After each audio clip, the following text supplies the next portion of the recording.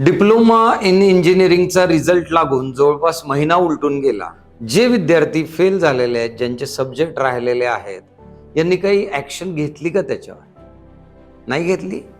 अहो मग घ्या, वेळ वाया घालवू नका. हे बघा, पाठीमागे ज्या काही चुका झाल्या त्या चुका दुरुस्त करण्याची ही योग्य वेळ आहे. लक्षात घ्या, जर तुम्ही इथं डिप्लोमाला फेल झाला म्हणून पाठ दाखवून जर जात असाल आणि परत मी 11वी-12वी करतो मग पुन्हा इंजिनिअरिंगला येतो, तर तुम्ही मोठी चूक करताय. ऑलरेडी तुम्हाला असं वाटतं की माझं 1 वर्ष वाया गेलंय. नाही, ते 1 वर्ष युटिलाइज करा. तुम्ही त्याच्यातल्या चुका ओव्हरकम करा.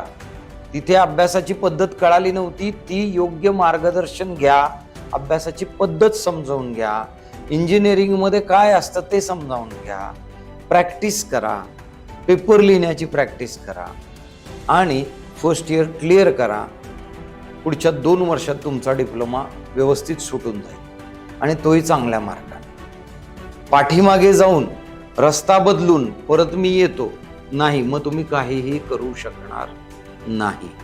त्यापेक्षा काय कराल बरं, कंटिन्यू द डिप्लोमा, कंप्लीट करा. तो घरच्यांनाही बरं वाटेल, तुम्हालाही बरं वाटेल.